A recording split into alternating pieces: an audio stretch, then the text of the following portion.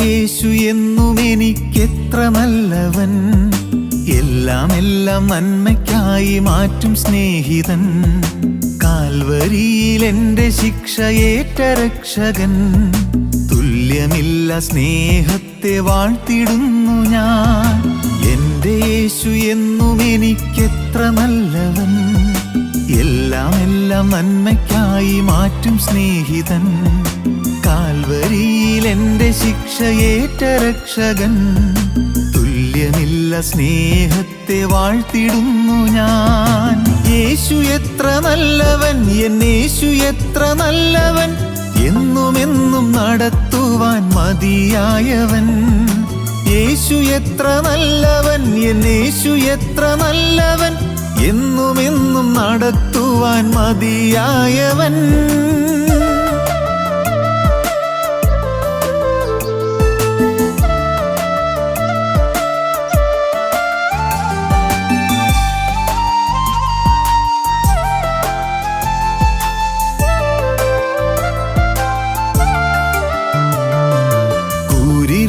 താഴ്വരയിൽ ദീപമായവൻ, ആർത്തനായി വിതുമ്പിയപ്പോൾ മിഴിത്തുടച്ചവൻ.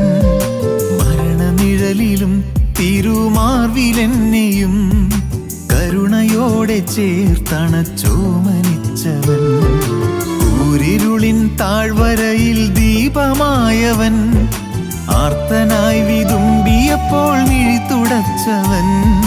മരണനിഴലിലും തിരുമാർവിലെന്നെയും കരുണയോടെ ചേർത്തണച്ചോമനിച്ചവൻ. യേശു എത്ര നല്ലവൻ, എന്നേശു എത്ര നല്ലവൻ, അന്ത്യത്തോളം വഹിക്കുവാൻ മതിയായവൻ. യേശു എത്ര നല്ലവൻ, എന്നേശു എത്ര നല്ലവൻ, അന്ത്യത്തോളം വഹിക്കുവാൻ മതിയായവൻ.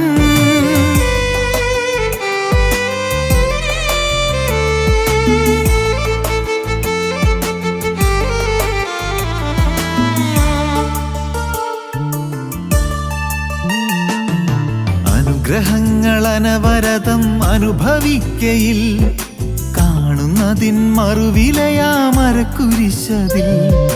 തിരുനിണത്തിനാലൻ പാപം കഴുകി മാറ്റിയ അരുമനാഥനായി സമർപ്പിച്ചിടുന്നെന്നെയും.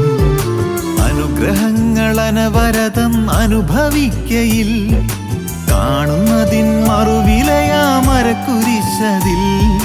തിരുനിണത്തിനാലൻ പാപം കഴുകി മാറ്റിയ അരുമനാഥനായി സമർപ്പിച്ചിടുന്നെന്നെയും. യേശു എത്ര നല്ലവൻ, എന്നേശു എത്ര നല്ലവൻ, ക്രൂശിലെനിക്കായി മരിച്ച നല്ല ഇടയൻ. യേശു എത്ര നല്ലവൻ, എന്നേശു എത്ര നല്ലവൻ, ക്രൂശിലെനിക്കായി മരിച്ച നല്ല ഇടയൻ.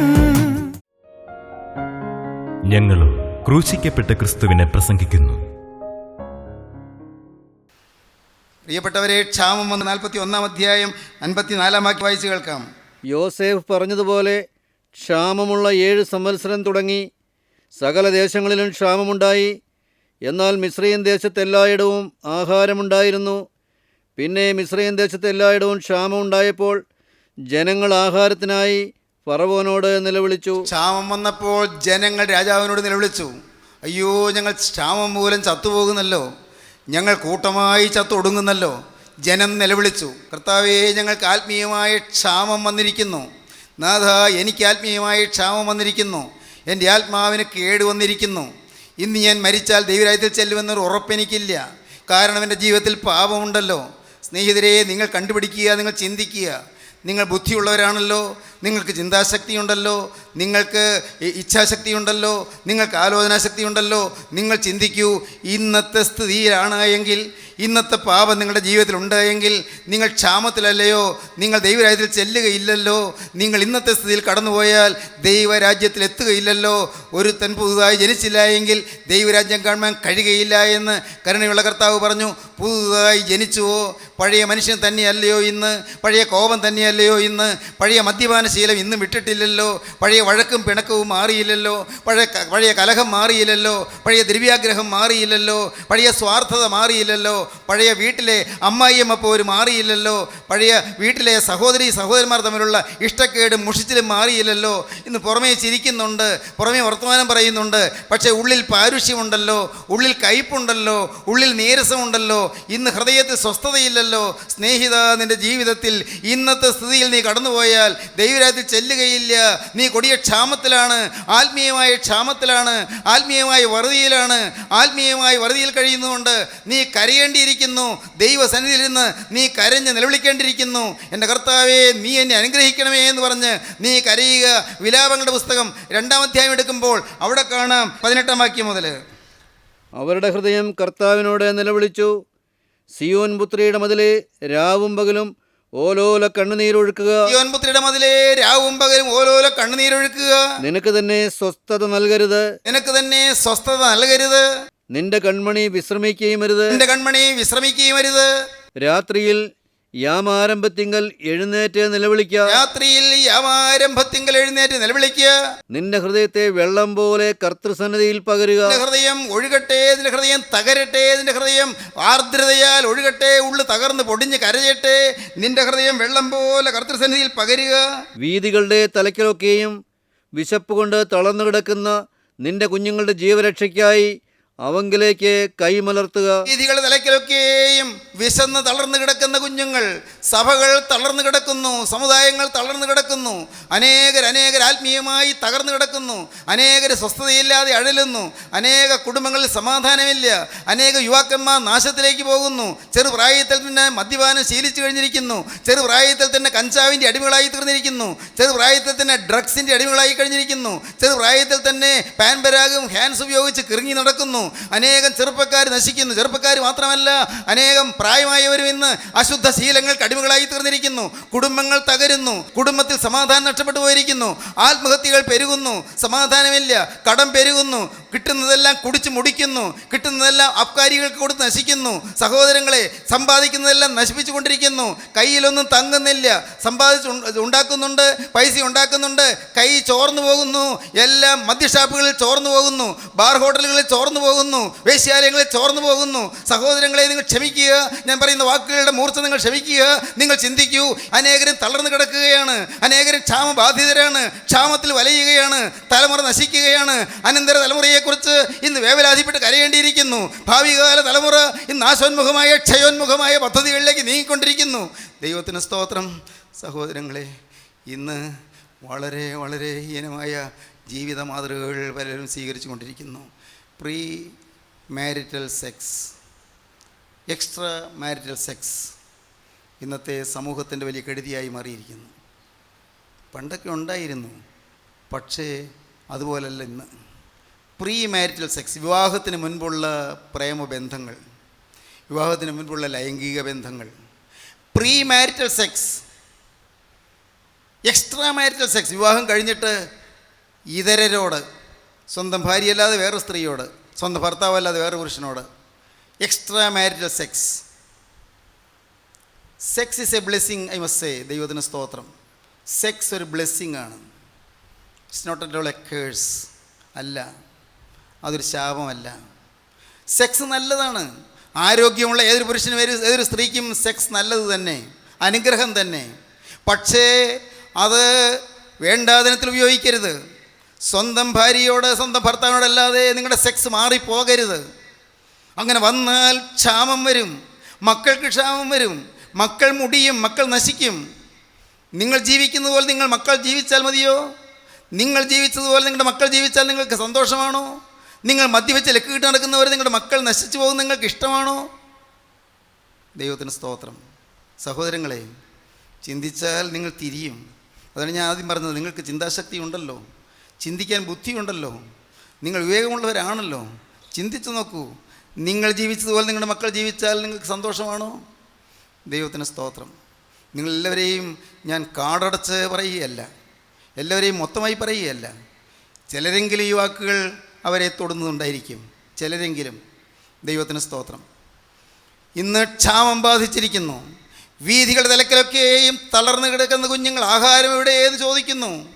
ദൈവത്തിന് സ്തോത്രം. സിയോൻപുത്രിയുടെ മതിലേ, രാവും പകലും ഓലോലെ കണ്ണുനീരൊഴുക്കുക. നിനക്ക് തന്നെ സ്വസ്ഥത നൽകരുത്, നിന്റെ കൺമണി വിശ്രമിക്കുകയും അരുത്. രാത്രിയിൽ യാമാരംഭത്തിൽ എഴുന്നേറ്റ് നിലവിളിക്കുക. നിന്റെ ഹൃദയത്തെ വെള്ളം പോലെ കർത്തൃസന്നിധിയിൽ പകരുക. വീഥികളുടെ തലയ്ക്കലൊക്കെയും വിശപ്പ് കൊണ്ട് തളർന്നു കിടക്കുന്ന നിന്റെ കുഞ്ഞുങ്ങളുടെ ജീവരക്ഷയ്ക്കായി അവങ്കിലേക്ക് കൈമലർത്തുക. കുഞ്ഞുങ്ങളുടെ ജീവരക്ഷയ്ക്കായി കൈമലർത്തുക. ദൈവത്തിന് സ്തോത്രം. ഞാൻ പറയും, രാത്രിയിൽ ഭർത്താവ് ഉറങ്ങി, കുഞ്ഞുങ്ങൾ ഉറങ്ങി, മോളെ നീ ഒരു കാര്യം ചെയ്യണം. നീ ജോലിയെല്ലാം പൂർത്തീകരിച്ച് അടുക്കളപ്പണിയെല്ലാം തീർത്തിട്ട് നീ വന്ന് നീ ആ കട്ടിലിൻ്റെ അടുക്ക് മുട്ടുമടക്കണം. എന്നിട്ട് നിൻ്റെ കൈ ഭർത്താവിന് പ്രയാസം വരാത്ത രീതിയിൽ വളരെ വളരെ സൗമ്യമായി ശാന്തമായി ഭർത്താവിൻ്റെ ദേഹത്ത് കല്ലിലോ അല്ലെങ്കിൽ തലയിലോ എവിടെയെങ്കിലും പയ്യെ തൊട്ടിട്ട് കർത്താവ് പറയണം, കർത്താവേ, ഞാൻ നിൻ്റെ മകളല്ലേ, എൻ്റെ ഭർത്താവിനെ നീ രക്ഷിക്കണം, എൻ്റെ ഭർത്താവിനെ ഈ ദുശ്ശീലത്തിൽ നിന്ന് വിടുവിക്കണം. എൻ്റെ കർത്താവേ, നീ എൻ്റെ ഭർത്താവിനെ നിനക്കായി നീ നേടണം. കുഞ്ഞിൻ്റെ മേൽ കൈവയ്ക്കണം. ദൈവത്തിന് സ്തോത്രം. കുഞ്ഞിൻ്റെ മേൽ കൈവയ്ക്കണം. കർത്താവേ, എൻ്റെ കുഞ്ഞിന് നല്ല സ്വഭാവം നൽകണമേ, എൻ്റെ കുഞ്ഞിന് നല്ല വിദ്യാഭ്യാസം നൽകണമേ, എൻ്റെ കുഞ്ഞിന് നല്ല സ്വഭാവം നൽകണമേ, എൻ്റെ കുഞ്ഞ് ഭാവിയിൽ നിൻ്റെ ഒരു ദാസനായി, നിൻ്റെ ഒരു ദാസിയായി വളർന്നു വരാൻ ഇടയാക്കണമേ. നിങ്ങൾ പ്രാർത്ഥിക്കണം. ദൈവത്തിന് സ്തോത്രം. നിങ്ങൾക്ക് ഉള്ളിൽ ജീവനുണ്ടെങ്കിൽ നിങ്ങൾ പ്രാർത്ഥിക്കും. നിങ്ങൾക്കുള്ളിൽ തീ ഉണ്ടെങ്കിൽ നിങ്ങൾ പ്രാർത്ഥിക്കും. മക്കൾക്ക് വേണ്ടി കരയേണ്ട കാലം. വീഥികളുടെ തലക്കലൊക്കെയും വിശപ്പ് കൊണ്ട് തളർന്നു കിടക്കുന്ന നിൻ്റെ കുഞ്ഞുങ്ങളുടെ ജീവരക്ഷയ്ക്കായി അവങ്കിലേക്ക് കൈമലർത്തുക. ക്ഷാമം ബാധിച്ചിരിക്കുന്നു. ദേശത്തെല്ലാം ക്ഷാമമുണ്ടായി. മിസ്രൈം ദേശത്തും ക്ഷാമമുണ്ടായി. അതാണ് നാം അവിടെ വായിച്ചത്. മിസ്രൈം ദേശത്തിലും ക്ഷാമമുണ്ടായി. 56-ാം വാക്യം. പിന്നെ മിസ്രയീം ദേശത്തെല്ലായിടവും ക്ഷാമം ഉണ്ടായപ്പോൾ ക്ഷാമം ഭൂതലത്തിലൊക്കെയും ഉണ്ടായി. യോസേപ്പ് പാണ്ഡ്യശാലകളൊക്കെയും തുറന്നു. മിസ്രയീമർക്ക് ധാന്യം വിറ്റു. ക്ഷാമം മിസ്രയീം ദേശത്തും കഠിനമായി തീർന്നു. ഭൂമിയിലെങ്ങും ക്ഷാമം കഠിനമായി തീർന്നതുകൊണ്ട് സകല ദേശക്കാരും ധാന്യം കൊള്ളുവാൻ മിസ്രയീമിൽ യോസേപ്പിൻ്റെ അടുക്കൽ വന്നു. യോസേപ്പിൻ്റെ ധാന്യപ്പുരയിൽ ധാന്യമുണ്ട്. എല്ലായിടത്തും ക്ഷാമം വന്നപ്പോൾ ഒരിടത്ത് മാത്രം ക്ഷാമമില്ല. യോസേപ്പിൻ്റെ ധാന്യപ്പുരയിൽ, യോസേപ്പിൻ്റെ പാണ്ഡ്യശാലകളിൽ ധാന്യം സംഭരിച്ച് വെച്ചിട്ടുണ്ട്. നിങ്ങൾക്ക് മനസ്സിലാകുമോ ഞാൻ പറയുന്നത്? ദൈവത്തിന് സ്തോത്രം. സമാധാനം നിർവടിയായി വാങ്ങിക്കൊണ്ട് പോകാം. സന്തോഷ സമൃദ്ധി നിങ്ങൾക്ക് വാങ്ങിക്കൊണ്ട് പോകാം. ഞാൻ ചിന്തിക്കുകയാണ്, ഈ ക്ഷാമം ഈ സമാധാനത്തിനും സ്നേഹത്തിനും മാത്രമല്ല. വിദ്യാഭ്യാസത്തിൽ ക്ഷാമം. പഠിക്കുന്നുണ്ട്, പക്ഷേ പഠിത്തം ശരിയാകുന്നില്ല. പഠിക്കുന്നുണ്ട്, കഷ്ടപ്പെടുന്നുണ്ട്. ചില പിള്ളേരെങ്ങനെയാണ്, അവർ പാവം, അവർ രാത്രി 12 മണി വരെ ഇരുന്ന് വായിക്കും, അല്ല ചിലപ്പോൾ 1 മണി വരെ ഇരുന്ന് വായിക്കും. പക്ഷേ പരീക്ഷയ്ക്ക് മാർക്ക് കിട്ടില്ല. അതെന്താ? എന്താ പറ്റിയത്? ക്ഷാമമാണ്. നല്ലപോലെ കഷ്ടപ്പെടുന്ന പിള്ളേരുണ്ട്, എനിക്കറിയാം. നല്ലപോലെ അധ്വാനിക്കുന്ന പിള്ളേരുണ്ട്. വല്ല കട്ടൻ കാപ്പി ഉണ്ടാക്കി അത് ഇടയ്ക്കിടയ്ക്ക് കുടിച്ചുകൊണ്ട് ഉറക്കം വരാതിരുന്ന് അല്ലെങ്കിൽ എഴുന്നേറ്റ് നടന്നുകൊണ്ട് രാത്രി വായിക്കുന്ന കുഞ്ഞുങ്ങളുണ്ട്. പക്ഷേ അത് തലയിലിരിക്കുന്നില്ല. ഒരു കുട്ടിയുണ്ടായിരുന്നു, കൊച്ചുകുട്ടി. അവന് സംസാരിക്കുമ്പോൾ കൊഞ്ഞപ്പ്, ശരിയായിട്ട് സംസാരിക്കാൻ പറ്റില്ല. അവൻ്റെ 16-ാമത്തെ വയസ്സിൽ വരെയും ഈ സംസാരം വളരെ മോശമായി. 16-ാമത്തെ വയസ്സിൽ ഒരു സ്പീച്ച് ടീച്ചറുടെ അടുക്കൽ ഏൽപ്പിച്ചു. ഈ നന്നായിട്ട് സംസാരിക്കാൻ പഠിപ്പിക്കുന്ന ഒരു സ്പീച്ച് തെറാപ്പി സംസാരിക്കാൻ പഠിപ്പിക്കുന്ന ഒരു ടീച്ചറുടെ അടുത്ത് ഏൽപ്പിച്ചു. ടീച്ചർ പ്രോഗ്രസ് റിപ്പോർട്ടിൽ കുറിച്ചത് എങ്ങനെയാണ്? No symptom of improvement. ഇമ്പ്രൂവ്മെൻറ്റിൻ്റെ ലക്ഷണം ഒന്നും കാണാനില്ല. അല്പം പോലും പ്രതീക്ഷയില്ല. No hope whatsoever. ഒരു പ്രതീക്ഷയുമില്ല.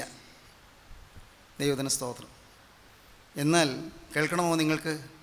സംസാരിക്കാൻ വയ്യാതിരുന്ന ആ കുട്ടി, ശരിയായിട്ട് മിണ്ടാൻ കഴിവില്ലാതിരുന്ന ആ കുട്ടി പിന്നീട് വളർന്നു വന്ന് 2-ാം ലോകമഹായുദ്ധത്തിൻ്റെ ചുക്കാൻ പിടിച്ച ഇംഗ്ലണ്ടിൻ്റെ വീരസേനാനികളുടെ തലവനായിരുന്ന ഇംഗ്ലണ്ടിലെ പ്രധാനമന്ത്രി വിൻസ്റ്റൺ ചർച്ചിൽ, അദ്ദേഹത്തിൻ്റെ പ്രസംഗത്തിൻ്റെ ധോരണി കൊണ്ട് ബ്രിട്ടീഷ് സൈന്യത്തെ അദ്ദേഹം ഇളക്കി ഉണർത്തി.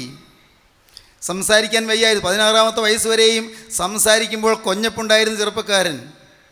എന്നാൽ ഈ വിൻസ്റ്റൺ ചർച്ചിൽ, ഈ ബാല്യക്കാരൻ, അവൻ വളർന്നു. അവൻ പരാജയപ്പെട്ടില്ല, അവൻ തളർന്നില്ല, അവൻ മുന്നേറി, അവൻ നല്ലതുപോലെ സംസാരിക്കുന്നതിനായി തീർന്നു. അവൻ്റെ പ്രസംഗത്തിൻ്റെ എലക്വൻസ്, പ്രസംഗത്തിൻ്റെ വാക്ചാതുര്യം കൊണ്ട്, പ്രസംഗത്തിൻ്റെ ധോരണി കൊണ്ട് അവൻ ബ്രിട്ടീഷ് സൈന്യത്തെ ഉണർത്തി, അവരെ ആവേശം കൊള്ളിച്ചു. അങ്ങനെയാണ് 2ാം ലോകമഹായുദ്ധം ജയിച്ചത്. ഇന്ന് തൽക്കാലം ക്ഷാമം ഉണ്ടെങ്കിൽ നിങ്ങൾ തളരണ്ട. ഇന്ന് പഠിക്കാൻ ബുദ്ധിയില്ലെങ്കിലും തളരണ്ട. ഇന്ന് പഠിക്കാൻ കഴിവില്ലെങ്കിലും തളരണ്ട. ദൈവത്തിന് സ്തോത്രം. സഹോദരങ്ങളെ, ഇന്ന് ക്ഷാമമാണെങ്കിൽ നിങ്ങൾ കരയണ്ട. ക്ഷാമമാണെങ്കിൽ നിങ്ങൾ നിരാശപ്പെടേണ്ട. ഇന്ന് പരീക്ഷയിൽ തോറ്റെങ്കിൽ നിരാശപ്പെടേണ്ട. ഇന്ന് ബിസിനസ് പരാജയപ്പെട്ടെങ്കിൽ നിരാശപ്പെടേണ്ട. ഇന്ന് നിങ്ങൾ തളർന്നിരിക്കേണ്ട. ക്ഷാമം മാറ്റി ക്ഷേമം നൽകുന്ന രക്ഷകനായ ക്രിസ്തു ജീവിക്കുന്നു. അവൻ നിങ്ങളെ തേടി വന്നിരിക്കുന്നു. എന്നാൽ ഒരു കാര്യമുണ്ട്, ക്ഷാമം എങ്ങനെയാണ് മാറിയത്? മിസ്രയീമിൽ ക്ഷാമം മാറ്റുന്ന, ക്ഷേമം കൈവരിക്കുന്ന ഒരു യൗസേപ്പുണ്ട് എന്ന് അവിടെ കനാനിലെറിഞ്ഞു. യൗസേപ്പാണെന്ന് അവർക്ക് അറിഞ്ഞുകൂടാ. ഒരു വലിയ ഭരണാധികാരി ഉണ്ടായെന്നാണ് അവരറിഞ്ഞത്. അത് യൗസേപ്പാണെന്ന് അവർക്ക് അറിഞ്ഞുകൂടാ. യൗസേപ്പിൻ്റെ സഹോദരന്മാർ 10 പേരും യൗസേപ്പിനടുക്കൽ ധാന്യം കൊള്ളുവാനായി വന്നു. അവർ യൗസേപ്പിനെ തിരിച്ചറിഞ്ഞില്ല, പക്ഷേ യൗസേപ്പ് അവരെ തിരിച്ചറിഞ്ഞു. സ്നേഹിതരെ, നിങ്ങൾ കേൾക്കൂ. ഇന്ന് നിങ്ങൾ ക്ഷാമം മാറണമെന്ന് ആഗ്രഹിച്ച് നിങ്ങൾ വരുന്നെങ്കിൽ യേശു ക്രിസ്തു നിങ്ങളെ തിരിച്ചറിയുന്നുണ്ട്. നിങ്ങൾ കഴിഞ്ഞ കാലം തിരിച്ചറിയുന്നുണ്ട്. നിങ്ങൾ ചെയ്തതൊക്കെ യേശുവിന് അറിയാം. സ്വന്തം സഹോദരനെ പൊട്ടക്കിണറ്റിൽ തള്ളിയിട്ടത്, സ്വന്തം സഹോദരൻ്റെ വസ്ത്രം പറിച്ചുരിഞ്ഞെടുത്തത്, സ്വന്തം സഹോദരൻ്റെ വസ്ത്രം സ്വന്തമാക്കിയെടുത്തത്, സഹോദരൻ്റെ വസ്ത്രത്തിൽ ഒരു ആടിനെ കൊന്ന് ചോര പുരട്ടി അപ്പനെ കൊണ്ടുപോയി കാണിച്ചത്, എല്ലാം അറിയുന്ന ഒരു ദൈവമുണ്ട്. യൗസേപ്പിനറിയാം, ഇവരാണ് എന്നെ ദ്രോഹിച്ചവർ, ഇവരാണ് എന്നെ കൊല്ലാൻ പൊട്ടക്കിണറ്റിൽ തള്ളിയിട്ടവർ, ഇവരാണ് എന്നെ ഇശ്മായിലെ കച്ചവടക്കാർക്ക് കൊടുത്തത്, ഇവരാണ് എന്നെ ഈ ദുരിതങ്ങളിലൂടെ നയിച്ചത്. യൗസേപ്പിനറിയാം. പക്ഷേ യൗസേപ്പ് അറിഞ്ഞ ഭാവം കാണിച്ചില്ല. യൗസേപ്പ് അവരോട് സംസാരിച്ചപ്പോൾ അവർ പരസ്പരം പറയുന്നൊരു വാക്കുണ്ട്. 42-ാം അധ്യായം 21-ാം വാക്യം മുതൽ. ഇത് നമ്മുടെ സഹോദരനോട് നാം ചെയ്ത ദ്രോഹമാകുന്നു. അവൻ നമ്മോട് കെഞ്ചിയപ്പോൾ നാം അവൻ്റെ പ്രാണസങ്കടം കണ്ടാറേയും അവൻ്റെ അപേക്ഷ കേട്ടില്ലല്ലോ. അതുകൊണ്ട് ഈ സങ്കടം നമുക്ക് വന്നിരിക്കുന്നുവെന്ന് അവർ തമ്മിൽ പറഞ്ഞു. അതിന് രൂബേൻ, ബാലനോട് ദോഷം ചെയ്യരുതെന്ന് ഞാൻ നിങ്ങളോട് പറഞ്ഞില്ലയോ? എന്നിട്ട് നിങ്ങൾ കേട്ടില്ല. ഇപ്പോൾ ഇതാ അവൻ്റെ രക്തം നമ്മോട് ചോദിക്കുന്നുവെന്ന് അവരോട് പറഞ്ഞു. ഇപ്പോൾ ഇതാ അവൻ്റെ രക്തം നമ്മോട് ചോദിക്കുന്നു. ഇത് നമ്മുടെ സഹോദരനോട് നാം ചെയ്ത ദ്രോഹമാകുന്നു. അവർക്ക് കുറ്റബോധം വന്നു. ക്ഷാമം മാറാനുള്ള ഒരേ ഒരു പോംവഴി കുറ്റബോധം വരിക എന്നുള്ളതാണ്. കഴിഞ്ഞകാല ജീവിതത്തിലേക്ക് തിരിഞ്ഞു നോക്കി എണ്ണി കണ്ടുപിടിക്കുക തെറ്റുകൾ. ജീവിതത്തിലേക്ക് തിരിഞ്ഞു നോക്കുക. ഓർമ്മ വെച്ച കാലം എന്നുള്ള ജീവിതത്തിലേക്ക് നിങ്ങൾ തിരിഞ്ഞു നോക്കുക. എൻ്റെ ബഹുമാന്യ സ്നേഹിതരെ, നിങ്ങളുടെ ജീവിതം നിങ്ങൾ തിരിച്ചറിയുക.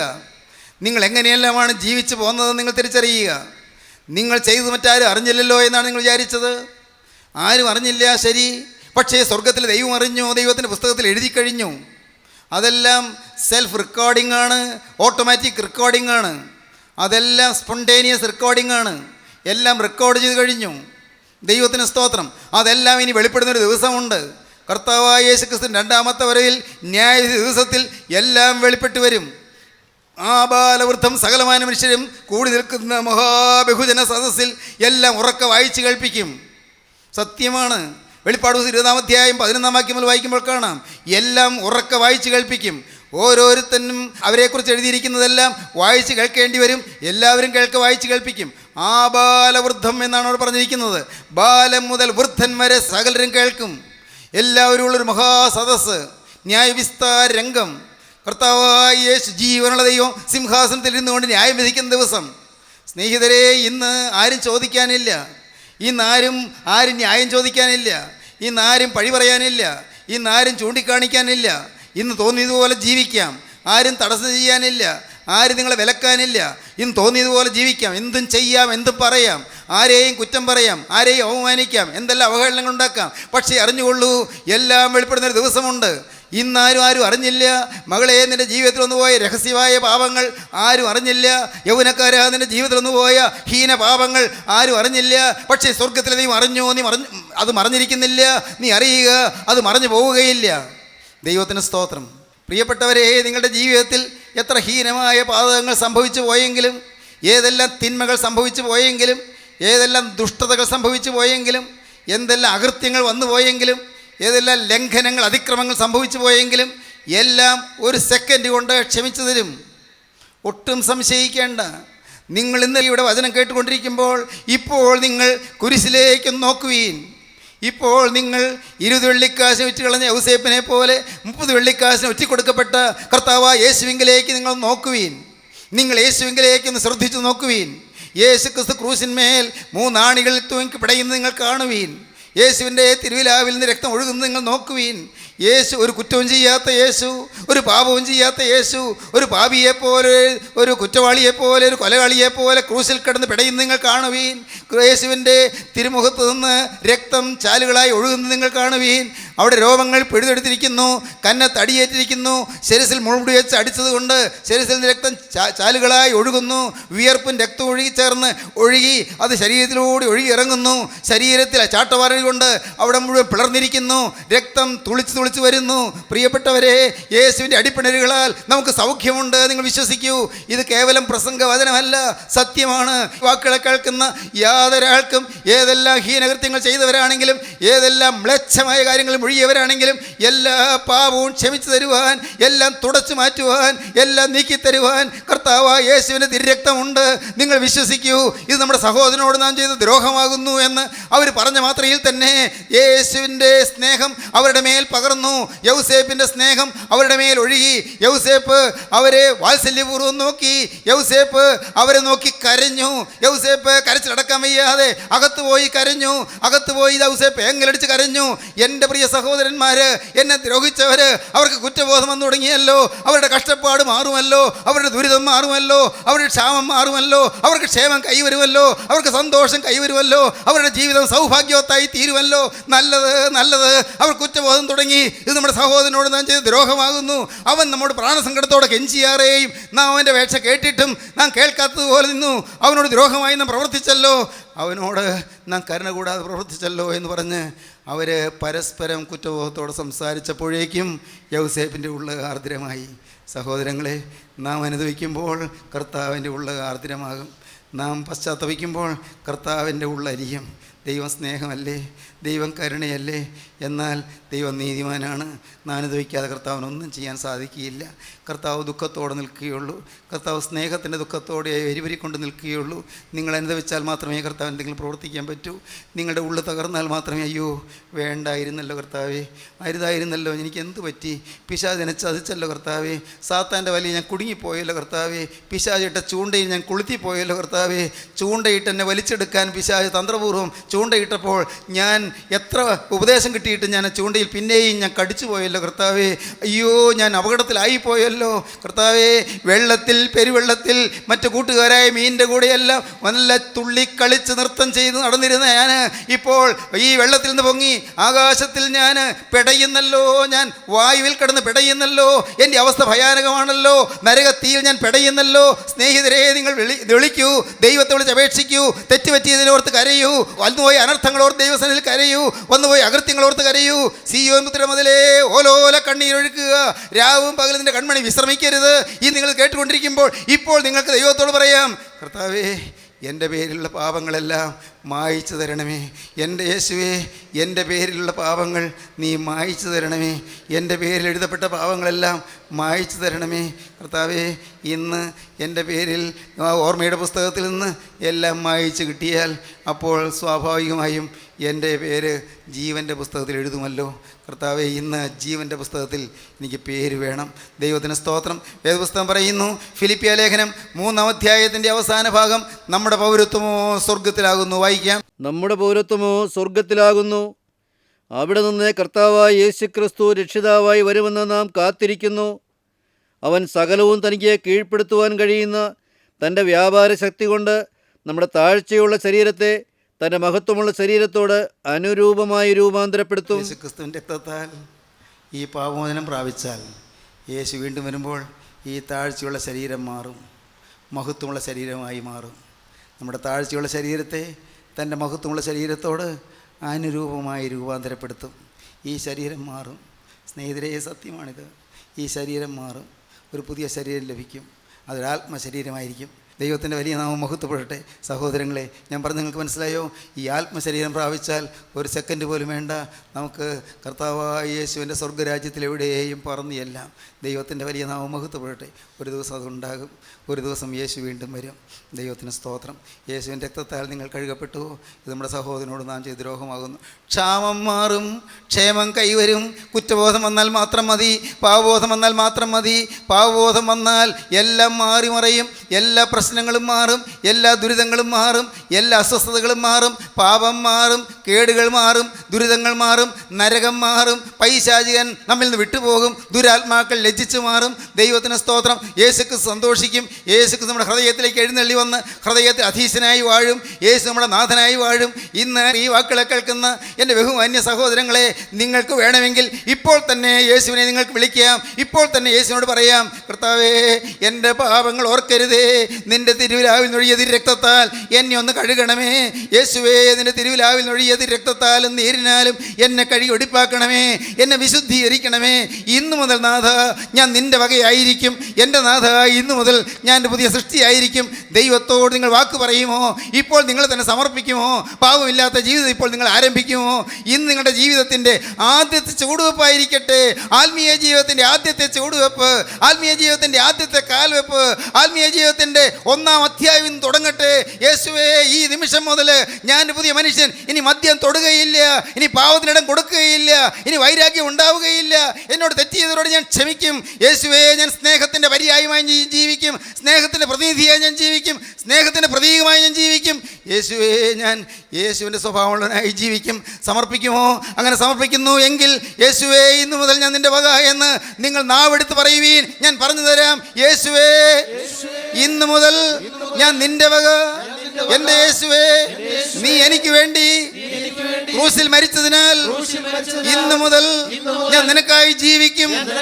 എൻ്റെ യേശുവേ, നീ എനിക്ക് വേണ്ടി ക്രൂസിൽ മരിച്ചതിനാൽ ഇന്നു മുതൽ ഞാൻ നിനക്കായി ജീവിക്കും. യേശുവേ, ഞാൻ സാത്താനെ ഉപേക്ഷിക്കുന്നു, ഞാൻ പാപത്തെ ഉപേക്ഷിക്കുന്നു, ഞാൻ പൈശാചിക ശക്തിയോട് യാത്ര പറയുന്നു. ഞാൻ യേശുവിനെ സ്വീകരിക്കുന്നു, യേശുവിനെ രക്ഷകനും കർത്താവുമായി സ്വീകരിക്കുന്നു. എൻ്റെ യേശുവേ, എൻ്റെ ഹൃദയത്തിലേക്ക് എഴുന്നള്ളി വരണമേ. എൻ്റെ ഹൃദയത്തിലേക്ക് ഇപ്പോൾ തന്നെ എഴുന്നള്ളി വരണമേ. എൻ്റെ യേശുവേ, എന്നോട് മനസ്സരിയണമേ. ഇങ്ങനെ പ്രാർത്ഥിച്ചവരുടെ കരങ്ങൾ ഉയർത്തുവീൻ. ഞാൻ നിങ്ങൾക്ക് വേണ്ടി പ്രാർത്ഥിക്കാം. ഇപ്പോൾ ഇങ്ങനെ തീരുമാനമെടുത്തവരുടെ കരങ്ങൾ ഉയർത്തുവീൻ. യേശുവിൻ്റെ കൈകളിലേക്ക് നിങ്ങളുടെ കൈകൾ വെച്ചു കൊടുക്കുവീൻ. ഉയർത്തപ്പെട്ട കൈകൾ യേശു ഒന്ന് പിടിക്കട്ടെ. യേശു നിങ്ങളെ അനുഗ്രഹിക്കട്ടെ. യേശുവിൻ്റെ കരങ്ങളിലേക്ക് നിങ്ങളുടെ കരങ്ങൾ വെച്ച് കൊടുത്തുകൊണ്ട് യേശുവിനോട് പറയുവീൻ, യേശുവേ, ഇന്നു മുതൽ ഞാൻ നിൻ്റെ വക. യേശുവിൻ്റെ കരങ്ങളിലേക്ക് കൊടുത്തുകൊണ്ട് നിങ്ങളുടെ ഹൃദയം സമർപ്പിക്കുവീൻ. യേശുവിൻ്റെ ഉള്ളത്തിലേക്ക് ഇപ്പോൾ തന്നെ കടന്നു വരട്ടെ. ഇപ്പോൾ തന്നെ യേശു എഴുന്നള്ളി വരട്ടെ. നിങ്ങളുടെ പാപബന്ധനങ്ങൾ അഴിച്ചു കളയട്ടെ. പാപശാപങ്ങൾ നീക്കിക്കളയട്ടെ. ബന്ധനങ്ങൾ അഴിഞ്ഞു പോകട്ടെ. നിങ്ങളുടെ ബാധകൾ മാറിപ്പോകട്ടെ. പൈശാചിക സൈന്യങ്ങൾ വിഭ്രമിച്ചകലട്ടെ. യേശു ക്രിസ്തു മഹത്വം എടുക്കട്ടെ. ഹല്ലേലൂയ. കരുണയുള്ള കർത്താവേ, ഉയർത്തപ്പെട്ട കൈകളെ തൊട്ടതിനായി സ്തോത്രം. അവിടെ നീ കരങ്ങളിൽ കയറി പിടിച്ചതിനായി സ്തോത്രം. എല്ലാവരെയും വാഴ്ത്തണമേ. എല്ലാവരെയും അനുഗ്രഹിക്കണമേ. എല്ലാവരെയും നന്മകളാൽ അലങ്കരിക്കണമേ. കർത്താവയോട് രണ്ടാമത്തവരുടെ വേണ്ടി എല്ലാവരെയും ഒരുക്കണമേ. പാവമോചനത്തിൻ്റെ സൗഖ്യം നൽകണമേ. തിരുനാമം മഹത്വപ്പെടുത്തണമേ.